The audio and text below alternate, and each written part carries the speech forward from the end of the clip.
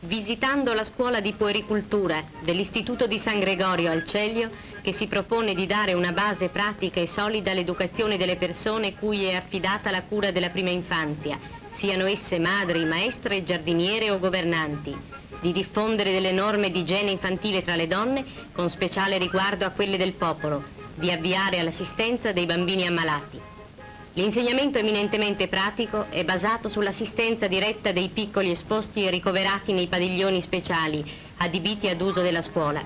Le condizioni di ammissione delle allieve sono aver superato il 18° anno di età, costituzione fisica sana e assenza di qualsiasi malattia contagiosa, buona condotta morale, istruzione elementare completa.